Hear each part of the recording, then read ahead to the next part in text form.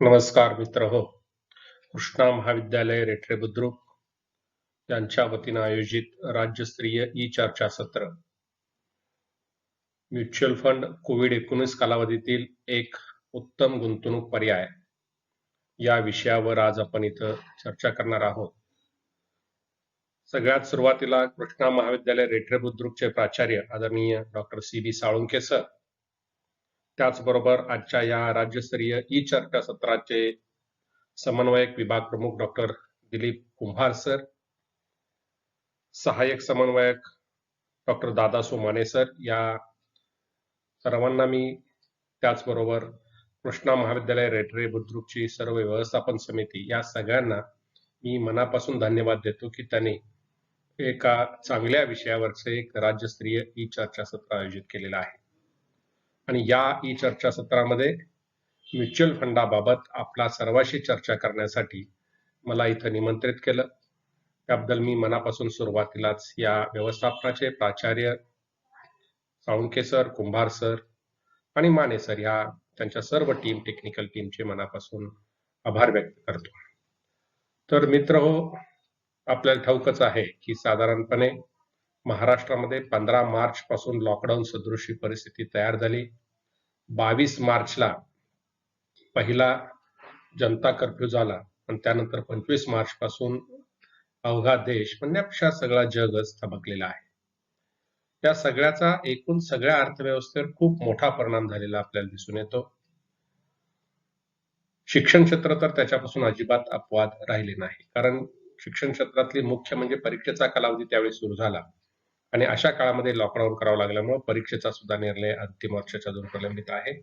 आणि मग आता ऑनलाईन शिक्षण कसं द्यायचं याचीही चर्चा सुरू होते आणि त्याचाच एक भाग म्हणून समस्त शिक्षक वृंदांच्याकडून राज्यस्तरीय, राष्ट्रीय स्तरीय किंवा आंतरराष्ट्रीय स्तरीय ई चर्चासत्र वेगवेगळ्या प्रकारचे आयोजित केली जातात. वेगवेगळ्या विषयावर अशी वेबिनार, ई चर्चासत्र, ई कॉन्फरन्सेस ही आयोजित केली जात असल्याचं आपण गेल्या 5 ते 6 महिन्यापासून पाहत आहोत. वेगवेगळे विषय त्याच्यामध्ये हाताळले गेले, ऑनलाईन शिक्षणापासून अर्थव्यवस्थेपर्यंत अनेक प्रकारच्या विषयांना स्पर्श करणारे अनेक प्रकारचे वेबिनार आपणही त्याच्यामध्ये सहभागी झाला असालच. या कृष्णा महाविद्यालय रेठरे बुद्रुक यांनी एक वेगळ्या पद्धतीचा विषय याच्यामध्ये निवडला. म्युच्युअल फंड कोविड-19 कालावधीतील एक उत्तम गुंतवणूक पर्याय म्हणून. मग अशा म्युच्युअल फंडाची थोडक्यात आपल्याला माहिती व्हावी, आपल्याशी एक चर्चा करावी, या उद्देशानं मी आपल्याशी आज संवाद साधतो आहे. मी डॉक्टर उदयकुमार शिंदे, वाणिज्य विभाग प्रमुख, सदाशिवराव मंडलिक महाविद्यालय मुरगूड, तालुका कागल. गेली 23 वर्ष तिथं कॉमर्स या विषयाच्या अध्यापनाचं काम करतो आहे. म्युच्युअल फंड कोविड-19 कालावधीतील एक उत्तम गुंतवणूक पर्याय या विषयाकडे जाण्यापूर्वी अगोदर तो एक उत्तम गुंतवणूक पर्याय आहेच. 1967 पासून म्युच्युअल फंडाची जी संकल्पना राबवली गेली ती उत्तम एक गुंतवणूक पर्याय आहेच. आणि ती म्युच्युअल फंडाची कल्पना भारतासारख्या अल्प उत्पन्न गटातले लोक जिथे जास्त आहेत, गुंतवणूकदार जास्त आहेत, अशा ठिकाणी ती मोठ्या प्रमाणावर राबवली गेल्याचं, लोकप्रिय झाल्याचं आपण पाहतो. अलीकडच्या काळामध्ये टीव्हीला तरी तुम्ही मोठ्या प्रमाणावर म्युच्युअल फंडाची जाहिरात पाहतात. म्युच्युअल फंड सही है या नावानं, या टायटल, या पंचलाईननं येणारी ही जाहिरात तुम्ही पाहता. म्हणजे एकंदरीत त्याच्यावरून आपल्या लक्षात येतं की म्युच्युअल फंड हा एक गुंतवणुकीतला सशक्त पर्याय म्हणून गेल्या 30, 35, 40 वर्षामध्ये पुढे आलेला आहे आणि एक गुंतवणूकदार मोठ्या प्रमाणावर त्याच्याकडे आकर्षित झाल्याचं आपण पाहतो आहे. मग त्याला संदर्भ कोविड-19 कालावधीमध्ये त्याचा संदर्भ कसा आला किंवा या कालावधीमध्येच हा चांगला गुंतवणूक पर्याय म्हणून पुढे आला का? तर मला तर असं म्हणावं लागेल त्या निमित्तानं की म्युच्युअल फंड हा सर्वार्थानं एक चांगला गुंतवणूक पर्याय आहे. कोविड-19 कालावधीमध्ये त्याला विशेष एवढ्यासाठी वैशिष्ट्य प्राप्त झालं की या कालावधीमध्ये खऱ्या अनेक प्रकारच्या आर्थिक संस्थांच्या आर्थिक कामगिरीवर त्याचा बरा वाईट परिणाम झाला. ही काही मोजकी क्षेत्र सोडली, वैद्यकीय क्षेत्र असेल किंवा अत्यंत छोट्या स्वरूपाची दुसरी क्षेत्र, तर बाकी सगळ्या याच्यावर त्याचा विपरीत परिणाम झाला. अनेकांची गुंतवणूक अडचणीत आली. मग अशा वेळेला म्युच्युअल फंडामधली गुंतवणूक किती सुरक्षित आहे, किती चांगली आहे, किती योग्य आहे किंवा ती करताना कोणती आपण काळजी घेतली पाहिजे, त्याचे प्रकार कोणकोणते आहेत याच्याकडे थोडंसं आपण या आपल्या संवादामध्ये लक्ष देणार आहोत. तर आपल्याला सुरुवातीला जाता येईल म्युच्युअल फंड म्हणजे नेमकं काय. आपण एक छोटंसं उदाहरण घेऊ आणि मग त्याच्याकडे जाऊ. समजा एका गावामध्ये एक 10 ते 20 मित्र राहतात आणि त्यांनी असं ठरवलं की आपण आता काय करायचं, शहरामध्ये जायचं, वेगळ्या विभागामध्ये जायचं. म्हणून ते शहरात गेले आणि शहरात गेल्यानंतर त्यांना असं लक्षात आलं की आपल्याकडे जे पैसे आहेत, हे पैसे आपण शहरामध्ये काय करायचे, कुठं गुंतवायचे, कशामध्ये ठेवायचे, कुठल्या बँकेत ठेवायचे. मग ते एका कुणाशी आपण संपर्क साधायचा, आपल्याला तर त्यातलं ज्ञान नाही. मग ते एका तज्ञ माणसाशी संपर्क साधतात. ती तज्ञ व्यक्ती त्यांच्या वतीनं त्यांना विचारते, त्यांच्या गरजा जाणून घेते, कुठं पैसे ठेवायचे आहेत, किती कालावधीसाठी ठेवायचे आहेत, किती तुम्हाला परतावा हवा आहे, हे पाहून एखादी बँक निवडते. त्या बँकेतल्या वेगवेगळ्या ठेव योजना त्यांना सांगते, वेगवेगळ्या बँकातल्या ठेव योजना सांगते. असे गुंतवले जातात. मग अशा वेळेला या लोकांना जी आपल्याला माहिती नाही गुंतवणुकीची, अशी माहिती एखाद्या तज्ञ व्यक्तीकडून ते घेतात आणि आपली गुंतवणूक या तज्ञ व्यक्तीमार्फत योग्य ठिकाणी गुंतवण्याचा प्रयत्न करतात. थोडंसं असंच काहीतरी काम हे म्युच्युअल फंडाचं चालतं. तर कसं चालतं, तर मी समजा एक सामान्य माणूस आहे किंवा माझ्याकडे गुंतवणुकीसाठी काही पैसे आहेत आणि मला हे पैसे गुंतवायचे आहेत. अशा वेळेला मग माझ्यापुढे प्रश्न तयार होतो, की गुंतवायचे म्हणजे कुठं गुंतवायचे? आणि मग माझ्या डोळ्यासमोर एक पर्याय येतो, की शेअर मार्केट, भाग बाजार. भाग बाजारात पैसे गुंतवायचे झाले तर मग कशात गुंतवायचे? कोणत्या कंपनीत गुंतवायचे? शेअर्समध्ये गुंतवायचे की बॉन्ड्समध्ये गुंतवायचे? की कुठली ट्रेझरी बिल्स घ्यायची किंवा आणखी काही घ्यायचं, आणखी कशात डिबेंचर्समध्ये गुंतवायचे? असे प्रश्न तयार होतात. गुंतवायचे तर कोणत्या कंपनीत गुंतवायचे? हे प्रश्न तयार होतात. किती कालावधीसाठी गुंतवायचे? काय मला लाभ मिळेल? हे सगळ्या गोष्टी मग माझ्या मनामध्ये प्रश्न तयार होतात आणि मग त्याच्यासाठी मी सशक्त पर्याय शोधू लागतो. सामान्य गुंतवणूकदाराचा एक प्रश्न असा तयार होतो, की सामान्य गुंतवणूकदाराला शेअर बाजाराची फारशी माहिती असते. आणि ज्यावेळी तुम्ही शेअर बाजारामध्ये एखादी गुंतवणूक करावयास जाता, त्यावेळी तुम्हाला शेअर बाजाराचं तांत्रिक ज्ञान आणि बाजाराची विश्लेषण करण्याची क्षमता तुमच्याकडे असली पाहिजे. सामान्य गुंतवणूकदाराकडे ही कौशल्य असत नाहीत. मग त्याला कळत नाही कुठल्या कंपन्यांमध्ये पैसे गुंतवावेत, किती पैसे घ्यावेत, किती रुपये गुंतवावेत, किती कालावधीसाठी गुंतवावेत, कोणत्या प्रकारच्या सिक्युरिटीजमध्ये गुंतवावेत हे त्याला कळत नाही. आणि मग अशा वेळेला काही मोठ्या कंपन्यांचे शेअर्स घ्यावेत असं त्याला वाटतं. पण मोठ्या कंपन्यांचे शेअर्स त्याच्या शेअर्सची जर किंमत बघितली तर ती सामान्य गुंतवणूकदाराला घेणं शक्य होत नाही. आणि मग पर्यायानं अशा शेअर बाजारातून जो मोठ्या प्रमाणाचा फायदा असतो, तो अशा गुंतवणूकदाराकडे येण्यामध्ये अडचणी तयार होतात. आणि याला पर्याय म्हणून म्युच्युअल फंडाची संकल्पना शोधली गेली. त्याच्यासाठी स्वतंत्र कायदा तयार करण्यात आला आणि साधारणतः 70च्या दशकामध्ये 63 ते 67 या दरम्यानमध्ये म्युच्युअल फंड भारतामध्ये सुरू झाले आणि ते आता खूप लोकप्रिय झाल्याचं आपण पाहतो. तर ही संकल्पना साधारणतः अशी आहे, की असंख्य गुंतवणूकदारांनी म्हणून एकत्र येऊन आपला निधी काही गोळा करायचा.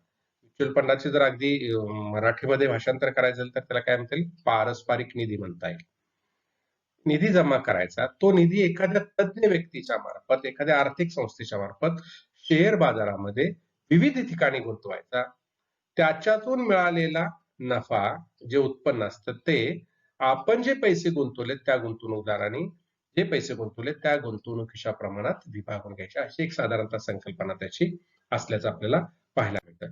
आपण त्याचे अर्थ जर लक्षात घ्यायचं झालं तर आपल्याला थोडक्यात असं सांगता येईल, की म्युच्युअल फंड म्हणजे अशी एक आर्थिक संस्था आहे, की जी एक विशिष्ट पण समान उद्दिष्ट असणाऱ्या असंख्य गुंतवणूकदारांसाठी आपल्या मार्फत गुंतवणुकीसाठी एक तज्ञ आणि कौशल्यपूर्ण व्यक्तीची निवड करते. म्हणजे शेअर बाजारामध्ये पैसे गुंतवायचे झाले तर ती व्यक्तीकडे तांत्रिक ज्ञान, विश्लेषणाचं ज्ञान असणं आवश्यक असतं, अनुभव असणं आवश्यक असतं. तर अशी एक संस्था निर्माण केली जाते. हे गुंतवणूकदार या गुंतवणूकदारांसाठी ही संस्था एक तज्ञ आणि कौशल्यपूर्ण व्यक्तीची निवड करते. गुंतवणूकदारांची विशिष्ट प्रमाणातील गुंतवणूक या व्यक्तीद्वारे शेअर बाजारातील विविध भाग, कर्ज रोखे, बॉन्ड, डिपॉझिटमध्ये गुंतवले जातात आणि त्यातून मिळालेले उत्पन्न गुंतवणूकदारांच्या गुंतवणुकीच्या प्रमाणात त्यांच्यात विभागून देते, अशा प्रकारचे काम करणारी जी संस्था असते त्याला म्युच्युअल फंड म्हणतात. म्हणजे सामान्य माणसाला शेअर बाजारात जर उतरायचं तर उदाहरण तुम्हाला सांगतो. समजा सामान्य गुंतवणूकदाराला शेअर बाजारामध्ये जायचं झालं आणि एखाद्या चांगल्या कंपनीचा शेअर्स घ्यायचा झाला, तर आपण पैसे गुंतवतो कशासाठी? पैसे गुंतवत असताना आपण 3 गोष्टी गुंतवणुकीच्या वेळेला लक्षात ठेवतो. एक लाभता, दुसरी रोखता आणि तिसरी सुरक्षितता. लाभता ही अपेक्षितच असते. आपल्याला जास्त लाभ मिळावेत म्हणून आपण शेअर बाजारामध्ये कंपनीचे एखाद्या शेअर्स घ्यायचा प्रयत्न करतो. पण परिस्थिती काय आहे? ज्या मोठ्या कंपन्या आहेत, ज्याला आपण पुढे जाऊन लार्ज कॅप म्हणणार आहोत, त्या मोठ्या कंपन्यांच्या बाबतीत एक विषय की त्यांच्या शेअरची किंमत ही जास्त असते. सामान्य गुंतवणूकदाराला असे जास्त किमतीचे शेअर्स हे घेता येत नाही. आणि मग एखादा, कारण त्या शेअर्स घ्यायचं तर विशिष्ट लॉट मध्ये घ्यावे लागतात. 10 शेअर्स, 20 शेअर्स, 50 शेअर्स. समजा एखाद्या कंपनीच्या, मोठ्या कंपनीच्या, ब्ल्यूचिप कंपनीच्या शेअर्सची किंमत एक 2,000 रुपये आहे. तर त्या व्यक्तीला समजा त्या कंपनीचा शेअर्स घ्यायचा झाला आणि त्या कंपनीचा लॉट आहे 10 शेअर्सचा, म्हणजे 10 शेअर्सच घेतले तर कमीत कमी तुम्ही घ्यायचे आहेत. म्हणजे तुम्हाला 2,000 गुणिले 10, 20,000 रुपये गुंतवावे लागतील. सामान्य गुंतवणूकदाराला एवढे पैसे एकदम गुंतवणं शक्य होत नाही.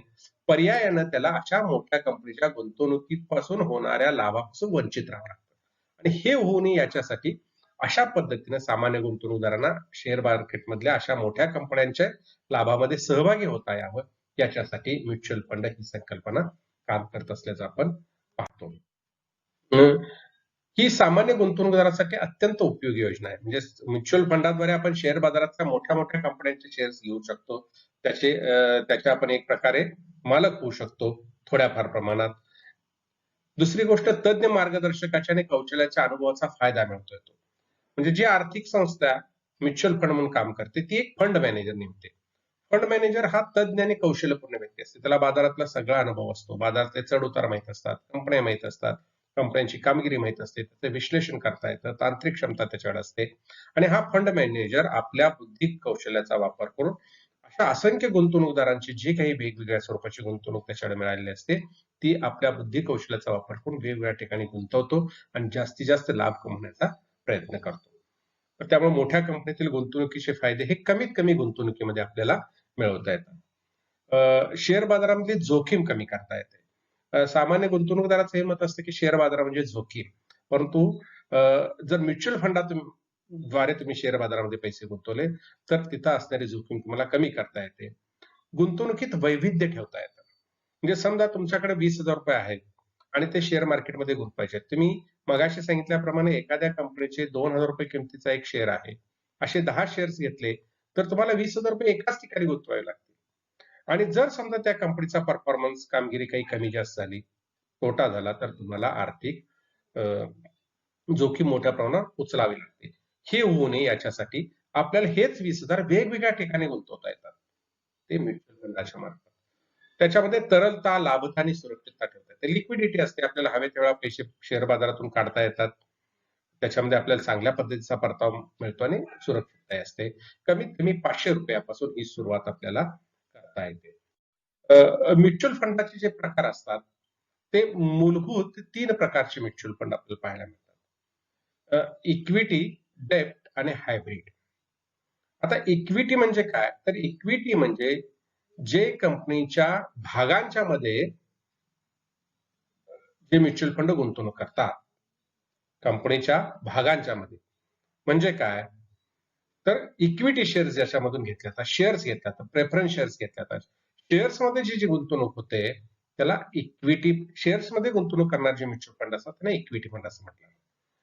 दुसरा जो प्रकार आहे त्याच्यामध्ये डेब्ट फंड, म्हणजे जिथं कंपन्यांना कर्ज दिला, म्हणजे उदाहरणार्थ आपण डिबेंचर घेतो, कंपनीचे बॉन्ड घेतो, म्हणजे कंपन्यांना कर्ज देत असतो, त्यांना डेब्ट फंड असं म्हटलं जातं. आणि हायब्रिड फंड म्हणजे काही म्युच्युअल फंड असं काम करतात की आपल्याकडे येणारे गुंतवणूकदारांचे पैसे काही इक्विटीमध्ये गुंतवतात, काही डेब्ट मध्ये गुंतवतात, त्याला हायब्रिड फंड असं म्हटलं जातं. याच्यामध्ये जे प्रकार तयार होतात, इक्विटीमध्ये लार्ज कॅप आहे, मिड कॅप आहे, स्मॉल कॅप आहे. कॅप हा शब्द थोडक्यात कॅपिटलायझेशन वरनं आहे. लार्ज कॅप म्हणजे मोठे भांडवल असणाऱ्या साधारणतः कंपन्या. ह्याचं जर हे करायचं झाले, फरक करायचं झालं, तर लार्ज कॅप म्हणजे शेअर मार्केटमध्ये पहिल्या 100 ज्या कंपन्या आहेत त्या लार्ज कॅप कंपन्या म्हणून ओळखल्या जातात. 100 ते 251 कंपन्या आहेत त्या मिड कॅप कंपन्या म्हणून ओळखल्या जातात आणि 251 च्या पुढे ज्या कंपन्या आहेत नंबरच्या, सिरियल नंबरच्या, त्या स्मॉल कॅप म्हणून ओळखल्या जातात. किंवा त्याचं दुसरं एक उदाहरण आहे की साधारणतः लार्ज कॅप कंपन्या ह्या 2000 कोटी 10,000 कोटी पेक्षा जास्त भांडवल असणाऱ्या असतात, उलाढाल असणाऱ्या असतात. मिड कॅप ह्या कंपन्या साधारणतः 2000 ते 10,000 कोटी या दरम्यान उलाढाल असणाऱ्या असतात आणि स्मॉल कॅप ह्या 2000 कोटीपेक्षा कमी असतात. म्हणजे अशा मोठ्या कंपनीचे शेअर्स घेतले तर ते लार्ज कॅप, मिड कॅप मध्ये अशा मधल्या सेगमेंट मधल्या कंपनी शेअर्स घेता येतात, स्मॉल कॅप मध्ये छोट्या कंपनीचे शेअर्स घेता येतात. चौथा जो त्याच्यामध्ये प्रकार आहे तो डायव्हर्सिफाईड कॅपिटल. म्हणजे असे जे म्युच्युअल फंड असतात ते काही आपली गुंतवणूक लार्ज कॅप मध्ये करतात, काही मिड कॅप मध्ये करतात आणि काही स्मॉल कॅप मध्ये करतात. म्हणजे एकाच पद्धतीच्या कंपन्यामध्ये ही गुंतवणूक केली जात नाही, तर वेगवेगळ्या ठिकाणी केली जाते. त्याला डायव्हर्सिफाईड कॅप फंड असं म्हटलं जातं. आणि शेवटचा आहे तो सेक्टर कॅप. सेक्टर कॅप म्हणजे विशिष्ट ठिकाणीच गुंतवणूक करायची, विशिष्ट सेक्टरमध्ये, म्हणजे गृहबांधणी सेक्टरमध्ये, आयटी सेक्टरमध्ये, किंवा आपण ज्याला कंझ्युमर प्रॉडक्ट्स असतात एफएमसीजी मार्केटमध्ये, किंवा स्टील इंडस्ट्रीमध्ये, ऑटोमोबाईल इंडस्ट्रीमध्ये, रबर इंडस्ट्रीमध्ये, म्हणजे हे सेक्टर झाले इंडस्ट्रीमध्ये, या सेक्टरमध्ये गुंतवणूक करणाऱ्या कंपन्या. इक्विटीचे इतके प्रकार पडतात. डेप्टमध्ये पुन्हा liquid fund, short term fund, long term fund, corporate bond असे प्रकार पडतात. शॉर्ट टर्म म्हणजे साधारणतः 1 वर्षाच्या आत येतात, लॉंग टर्म म्हणजे 1 वर्षापासून पुढे येतात, कॉर्पोरेट बॉन्ड येतात, लिक्विड फंड, हे प्रकार तुम्ही अभ्यासलेच असतात. इकडे हायब्रिड म्हणजे दोन्हीच मिक्स, कन्झर्वेटिव्ह म्हणजे साधारणतः समान, इक्विटीमध्ये समान आणि डेप्टमध्येही समान केले जातात. त्याच्यामध्ये बॅलन्स येतात, हायब्रिड फंड येतात. हे जे म्युच्युअल फंडाचे प्रकार आहेत हे थोडक्यात आपण इतकंच लक्षात घ्यायचं की म्युच्युअल फंडानं हे पैसे जमा केल्यानंतर ते कोणत्या प्रकारे गुंतवले जातात त्याच्यावर हे म्युच्युअल फंडाचे प्रकार पडतात. कोणत्या ठिकाणी गुंतवले जातात, कोणत्या प्रकारच्या कंपनीत गुंतवले जातात त्याच्यावर हे म्युच्युअल फंडाचे प्रकार पडत असल्याचं दिसून येतं. पुढचा त्याच्यातला भाग आणखी 2-3 प्रकार असतात त्याच्यात. मल्टी असेट फंड म्हणजे जो म्युच्युअल फंड वेगवेगळ्या प्रकारच्या असेट्स मध्ये पैसे गुंतवतो, म्हणजे शेअर्स मध्ये गुंतवतो, काही गोल्ड बॉन्ड घेतो, किंवा काही डिपॉझिट्स ठेवतो, अशा वेगवेगळ्या ठिकाणच्या असेट्स मध्ये पैसे गुंतवले जातात. त्याला मल्टी असेट फंड म्हटलं जातं. चिल्ड्रन फंड म्हणजे साधारणतः वयाच्या 18 वर्षापर्यंत मुलाच्या नावानं गुंतवणूक करता येते आणि पुढे त्याला पैसे मिळतात, अशा प्रकारचे फंड असतात ते चिल्ड्रन फंड असतात. 5 वर्षापेक्षा जास्त कालावधीसाठी आणि रिटायरमेंट नंतर आपल्याला पैसे मिळावेत या दृष्टीनं ज्यावेळी म्युच्युअल फंडामध्ये आपण गुंतवणूक करतो किंवा तशा पद्धतीचे काम करणारे जे म्युच्युअल फंड असतात त्याला रिटायरमेंट फंड असं म्हटलं जातं. फंडाचे मूलतः 2 प्रकार पडतात, एक ओपन एंडेड फंड आणि दुसरा close ended fund. Open ended fund म्हणजे काय, तर ओपन एंडेड फंड म्हणजे जो कायम सुरू असतो, तुम्ही केव्हाही त्याच्यामध्ये पैसे गुंतवू शकता. म्हणजे आज पैसे गुंतवलेत, उद्या तुम्हाला त्याच्यातून बाहेर काढून घेता येतात, परवा घेता येतात, कधीही तुम्हाला त्या फंडामध्ये पैसे गुंतवता येतात आणि केव्हाही काढून घेता येतात. असा जो फंड असतो त्याला ओपन एंडेड फंड म्हटलं जातं. दुसरा क्लोज एंडेड म्हणजे तो विशिष्ट वेळा सुरू होतो, त्याच वेळा तुम्ही पैसे गुंतवायचे. समजा 1 जूनला फंड सुरू झाला तर त्यांनी मुदत दिली असते 1 महिन्याच्या आत, 1 महिन्याला 30 जूनला तो बंद होईल. 1 जून ते 30 जून याच दरम्यान तुम्हाला ते खरेदी करता येतात. आणि हे जर विकायचे तुम्हाला असतील तर तुम्हाला शेअर मार्केटला जाऊन ते विकावे लागतात, व्यवहार करावे लागतात. त्याला क्लोज एंडेड फंड असं म्हटलं जातं. म्युच्युअल फंड घेत असताना तो घ्यायचा कसा, तर तो 2 प्रकारे घेता येतो. 2 प्रकारे म्हणजे पहिला डायरेक्ट. डायरेक्ट हा म्युच्युअल फंडाचा प्रकार अलीकडच्या काळामध्ये सुरू झालाय आणि दुसरा आहे रेग्युलर. डायरेक्ट म्हणजे काय, तर डायरेक्ट म्युच्युअल फंडाकडून तुम्ही म्युच्युअल फंडाचे युनिट्स घ्यायचे, पैसे गुंतवायचे, त्याला डायरेक्ट फंड असं म्हणतात. आता रेग्युलर काय, रेग्युलर म्हणजे तुम्ही एखादा मध्यस्थी निवडायचा, एखादा एजंट निवडायचा, एखादा ब्रोकर निवडायचा, कमिशन एजंट निवडायचा आणि त्याच्या थ्रू म्युच्युअल फंडामध्ये पैसे गुंतवायचे, त्याला रेग्युलर फंड असं म्हटलं जातं. आपल्याला बऱ्याच वेळा काय होतं, आपण डायरेक्ट म्युच्युअल फंडाकडून कधी इन्व्हेस्टमेंट करू शकतो, जर आपल्याला त्याचं प्रॉपर नॉलेज असेल, ज्ञान असेल, आपल्याकडे तेवढं कौशल्य असेल, फंड निवडायचे आपल्याकडे एवढी माहिती असेल, तर आपण डायरेक्ट पद्धतीने गुंतवणूक केलेली चांगली असते. रेग्युलर पद्धतीमध्ये तुम्हाला त्या जवळ एक तज्ञ कोणतरी मदतनीस असतो, कन्सल्टंट असतो, ब्रोकर असतो. तो तुम्हाला सांगतो कोणता फंड चांगला आहे, कोणता किती परफॉर्मन्स आहे, किती परतावा चांगला मिळेल, कुठल्या फंडाच्या अटी काय आहेत, हे तुम्हाला रेग्युलर मध्ये तो तज्ञ व्यक्ती सांगत असते. त्यामुळे मी तर असं म्हणेन, जे लोक नवीन गुंतवणूक करतात, ज्यांना शेअर मार्केटची, म्युच्युअल फंडाची काही माहिती नाही, त्याने रेग्युलर पद्धतीने गुंतवणूक करावी. जे शेअर मार्केटमध्ये तज्ञ आहेत, पारंगत आहेत, ज्यांच्याकडे तांत्रिक क्षमता आहे, विश्लेषणाची क्षमता आहे, अशाने डायरेक्ट पद्धतीने म्युच्युअल फंड घ्यायला काही हरकत नाही. ते घेत असताना दोन पद्धतीने घेता येतात आपल्याला, ग्रोथ ऑप्शन आणि डिव्हिडंड पे आउट ऑप्शन. ग्रोथ ऑप्शन म्हणजे काय? आपण म्युच्युअल फंडामध्ये पैसे गुंतवले, त्याची व्याख्या पाहिली आपण. त्या व्याख्येमध्ये आपण काय लक्षात घेतलं की या गुंतवणूकदारांनी गुंतवलेल्या रकमेवर जो एकूण परतावा मिळतो तो गुंतवणूकदारांना समान वाटला जातो युनिटचा. म्हणजे गुंतवणूकदार जे पैसे गुंतवतात त्याच्यामध्ये त्याला युनिट असं म्हटलं जातं.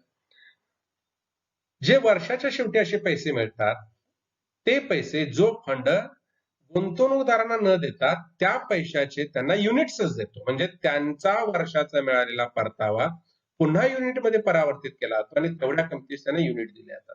म्हणजे उदाहरणार्थ आपण असं एक उदाहरण गृहीत धरू की मी 10 युनिट माझ्याकडे आहेत आणि मला त्याच्यावर परतावा म्हणून 1 युनिटचे परतावा मिळाला, व्याज मिळालं, डिव्हिडंड मिळाला.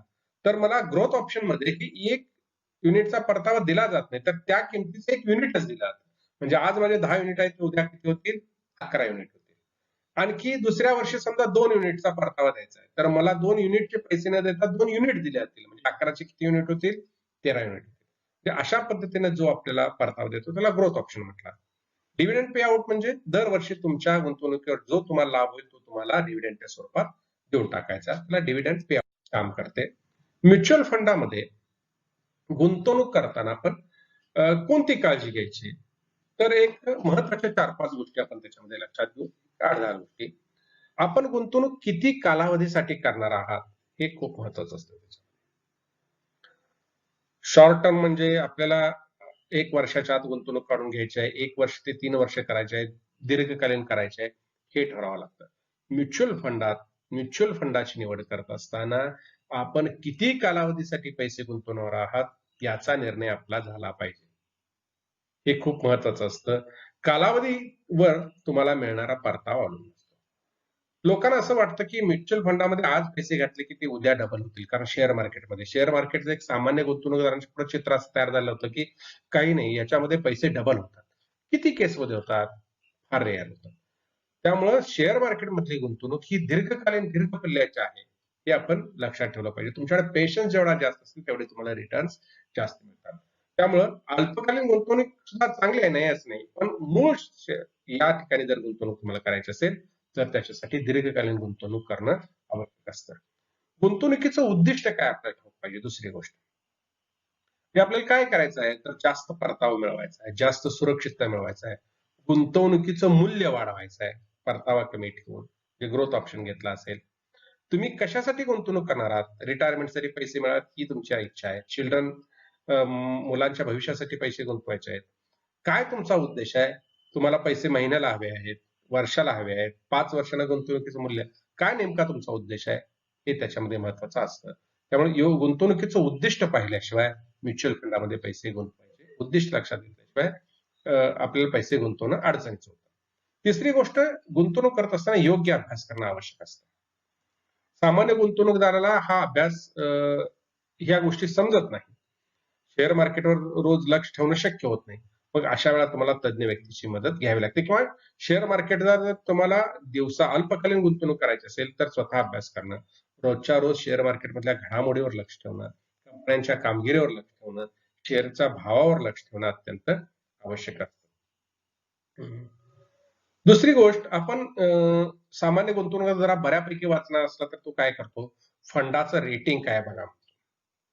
फंडाचं रेटिंग म्हणजे त्या फंडाला जसं आता कॉलेजला रेटिंग आहे, ग्रेड एनॅक देतं, ए प्लस प्लस, ए प्लस, ए, बी प्लस प्लस, बी प्लस, बी, तसं फंडांचं रेटिंग असतं. आणि त्या रेटिंग देणाऱ्या अनेक संस्था आहेत. त्याच्यामध्ये S&P, फिच आहे, मूडीज, या 3 आंतरराष्ट्रीय संस्था आहेत.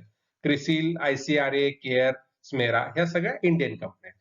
ह्या फंडाचं रेटिंग ठरवतात. म्हणजे फंडाच्या कामगिरीवर त्यांना काय रेटिंग द्यायचं क्रिसिलचं हे ठरवतात. या रेटिंगवर विसंबून राहायचं नाही.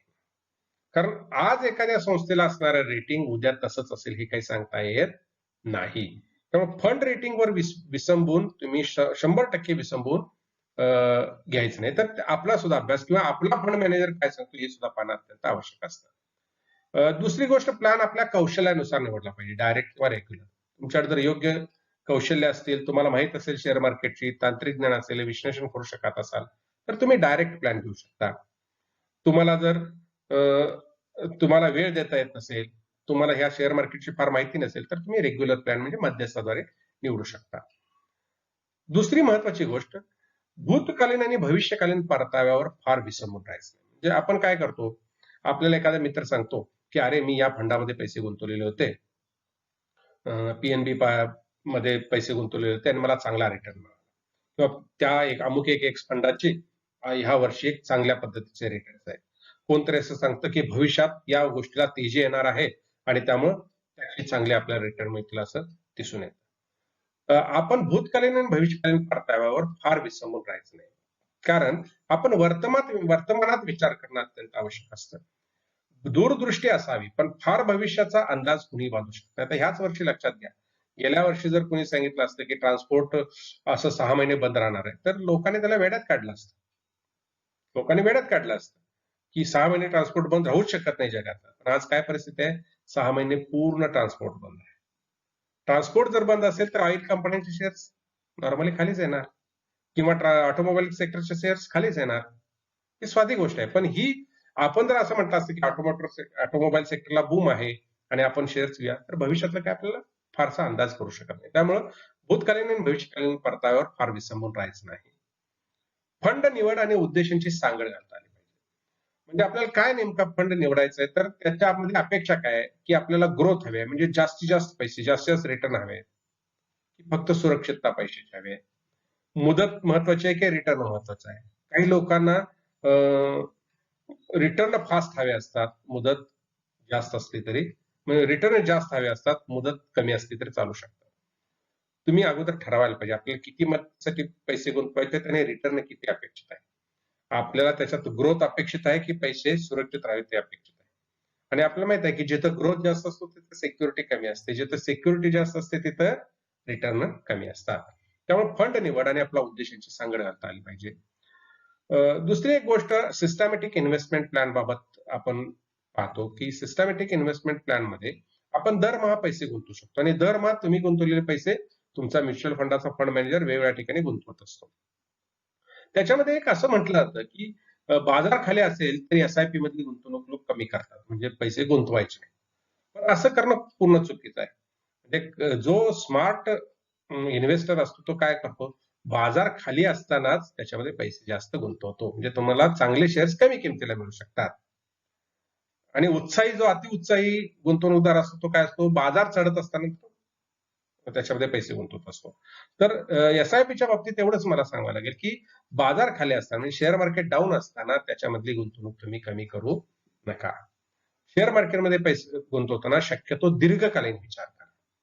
जास्त कालावधीसाठी पैसे त्याच्यामध्ये किमान 3 वर्षाच्या पुढं, म्हणजे एकदा पैसे गुंतवल्यानंतर 3 वर्ष त्याच्यावर पाहायचं नाही, अशा एक पेशन्स ठेवला तर तुम्हाला चांगले रिटर्न त्याच्यामध्ये मिळू शकतात.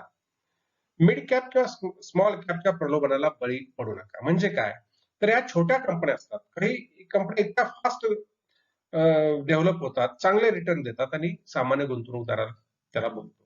पण अशा कंपन्यांचं आयुष्य हे तुलनेनं कमी असतं. मिड कॅप सेक्टर मधल्या कंपन्या सुद्धा, ह्या दोन्ही कंपन्यांमध्ये रिटर्न चांगले मिळतात, पण तुमची गुंतवणूक तेवढी सुरक्षित असेलच किंवा स्टेडी असेल, स्थिर गुंतवणुकीवर तुम्हाला लाभ मिळतील असं नाही. त्याच्याऐवजी लार्ज कॅप जे असतात, चांगल्या कंपन्या आहेत, त्याला आपण दुसऱ्या भाषेमध्ये ब्ल्यू चिप कंपन्या म्हणतो, जायंट कंपन्या म्हणतो, अशा कंपन्या म्हणजे शेअर मार्केटच्या पहिल्या 100 मधल्या कंपन्या, या कंपन्या मात्र चांगल्या पद्धतीचा परफॉर्म, चांगला नफा, दरवर्षी चांगले रिटर्न, दरवर्षी चांगले डिव्हिडंड असे वर्षानुवर्ष देत आलेले असतात. त्यामुळे त्याच्यामधली गुंतवणूक ही अधिक सुरक्षित असते. दुसरी गोष्ट, कर फायदा आपल्याला काय आहे याचा विचार करणं आवश्यक आहे. टॅक्स, एटीसी खाली आपल्याला एखाद्या म्युच्युअल फंडामध्ये पैसे गुंतवल्यानंतर काय लाभ होणार आहेत याचा सुद्धा विचार करणं अत्यंत आवश्यक असतं. त्याच्यासाठी टॅक्स सेव्हिंग बॉन्ड मध्ये तो म्युच्युअल फंड काही गुंतवणूक करणार आहे का, आपण काही घेणार आहोत का तसे, त्याच्यामुळे आपल्याला टॅक्स मध्ये काय फरक पडणार आहे याचा विचार सुद्धा आपल्याला म्युच्युअल फंडामध्ये गुंतवणूक करताना करावा लागतो. दुसरी गोष्ट, परतावा किती हवा आहे याचाही विचार करावा लागतो. म्हणजे आपल्याला मार्केट रेट ऑफ रिटर्न काय आहे, बँकेत ठेवीवर व्याज किती मिळतं. समजा बँकेत तुम्हाला ठेवीवर आज 6% व्याज मिळत असेल आणि म्युच्युअल फंडात सुद्धा तेवढाच रिटर्न मिळत असेल, तर विचार काय करायला पाहिजे आपल्याला. एक दुसरी गोष्ट, लोक म्हणेल, समजा मी असं तुम्हाला उदाहरण देतो की आज बँकेत 6% व्याज मिळतं आणि म्युच्युअल फंडाला सुद्धा तुम्हाला 6% व्याज मिळतं. सामान्य गुंतवणूकदार काय म्हणेल की मी बँकेतले काय करेन, मग कशाला म्युच्युअल फंडात पैसे गुंतवायचे. पण म्युच्युअल फंडामध्ये 6% जरी व्याज मिळालं तरी 3 वर्षानंतर तुमच्याकडे असणाऱ्या युनिटची एनएव्ही वाढणार आहे. जे युनिट मगाशी तुम्ही बघितला, जे युनिट तुम्ही समजा 10 रुपयाला घेतलेलं असेल, त्या युनिटची किंमत 20 रुपये झाली, तर तो तुमची अप्रिसिएशन असतं. बँकेत ठेवीचं तसं होणार आहे का? ठेवीचं तसं होणार नाही. त्यामुळे असा विचार करायला पाहिजे, परतावा किती हवा आहे याचा आपल्याला विचार करणं आवश्यक आहे. दुसरी गोष्ट, आपली गुंतवणूक ही वैविध्यपूर्ण ठेवायला पाहिजे. म्हणजे अनेक क्षेत्रामध्ये ठेवायला पाहिजे. म्हणजे कुठल्या क्षेत्राला कधी बरे दिवस येतील आणि कधी वाईट दिवस येतील हे काही सांगता येत नाही. आणि त्यामुळं इंग्रजीमध्ये जे म्हण आहे, don't pull all eggs in one basket. ते सगळ्या गुंतवणूक तुम्ही एकाच सेक्टरमध्ये, एकाच विभागात, एकाच फंडामध्ये करू नका. वेगवेगळ्या ठिकाणी करा. म्हणजे एखाद्या ठिकाणी, एखाद्या विभागाला, एखाद्या सेक्टरला, एखाद्या कंपनीत जर लॉस झाला, तर तो लॉस आपल्याला दुसरीकडे भरून काढता येतो. म्हणजे समजा बांधकाम क्षेत्र यावेळेला बंद आहे. तुमचे जर रिअल इस्टेटमध्ये पैसे गुंतवला असाल, तर रिअल इस्टेटला गेले काही दिवस बरे दिवस नाही. पण तीच गुंतवणूक तुम्ही रिअल इस्टेटमध्ये थोडी, मेडिकल सेक्टरमध्ये थोडी, आयटी सेक्टरमध्ये थोडी अशी जर केला असता, तर रिअल इस्टेटमध्ये झालेला लॉस तुम्हाला अन्य 2 क्षेत्रामध्ये भरून काढता येतो. त्यामुळे गुंतवणुकीमध्ये आपल्याला वैविध्य ठेवणं अत्यंत आवश्यक असतं. गुंतवणुकीवर सातत्यानं लक्ष ठेवायला पाहिजे. म्हणजे म्युच्युअल फंडामध्ये आपण जे पैसे गुंतवतो, त्याच्यावर आपण लक्ष ठेवून असायला पाहिजे, की आपण कुठल्या ह्याचे किती युनिट घेतले, त्याचा आपण घेतल्या त्यावेळी एनएव्ही काय होता, आता एनएव्ही काय आहे. आपल्याला अपेक्षित रिटर्न मिळत असेल तर ते आपण विकून त्याचे भांडवल करायचे की तसंच कॅरी करायचं, याचे निर्णय घेता येतात. बरेचसे गुंतवणूकदार काय करतात, पैसे गुंतवतात आणि परत त्याच्याकडे पाहत नाहीत. ते पैसे अनेक मग 5 वर्ष मग चांगले रिटर्न मिळतात. काही वेळा एखाद्या कंपनीचा परफॉर्मन्स पुअर असेल तर 5 वर्षानंतर सुद्धा आपल्याला हातामध्ये फारसं लागत नाही. आणि पुढची एक शेवटची महत्वाची गोष्ट, म्हणजे जोखमीचं प्रमाण ठरवायला पाहिजे. म्हणजे आपण किती जोखीम पत्करू शकतो, आपलं वय काय, उत्पन्न काय, मुदत काय, आपल्याला किती अपेक्षित आहे याचा विचार करून म्युच्युअल फंडामध्ये पैसे गुंतवावे लागतात. तर मित्र, म्युच्युअल फंडामध्ये पैसे गुंतवत असताना तुम्ही या किमान बाबी जर लक्षात ठेवल्या, तर म्युच्युअल फंडामधून तुम्हाला अत्यंत चांगल्या पद्धतीनं लाभ मिळवता येतात. हे गेल्या 30-35 वर्षामध्ये सामान्य गुंतवणूकदारांना अत्यंत चांगले लाभ काही महत्वाच्या म्युच्युअल फंडाने दिल्याचं आपल्याला दिसून येतं. खास करून आपण सगळे टीचिंग फॅटर्निटी जास्त याच्यामध्ये आहे. तुम्ही गेल्या काही दिवसामध्ये तुम्हाला गुंतवणुकीची आपल्याला असं दिसून येतं की आता कॅपॅसिटी सुद्धा लोकांची बऱ्यापैकी वाढलेली आहे. तर तुम्ही म्युच्युअल फंड प्रयत्न करायला, त्याच्यामध्ये पैसे गुंतवायला अजिबात हरकत नाही. अत्यंत चांगल्या पद्धतीचे रिटर्न त्याच्यामध्ये मिळू शकतात. फक्त काय, जरा आपण त्या म्युच्युअल फंडाचा थोडासा अभ्यास करावा, चांगला फंड मॅनेजर निवडावा, चांगला फंड निवडावा आणि मग जर पैसे गुंतवले तर तुम्हाला अत्यंत चांगल्या पद्धतीची निवृत्तीनंतरची तरतूद करून ठेवता येते. मुलांच्या शिक्षणाची किंवा आकस्मिक खर्चाची सुद्धा तरतूद करून ठेवता येते. तर अत्यंत प्राथमिक स्वरूपात मी तुम्हाला ही माहिती दिली आहे. म्युच्युअल फंड म्हणजे नेमकं काय असतं आणि ते गुंतवताना त्याच्यामध्ये पैसे कोणकोणत्या प्रकारचे आपण विचार केला पाहिजे, काळजी घेतली पाहिजे, हे आपण त्याच्यामध्ये अभ्यासलेलं आहे. फार मोठा विषय आहे.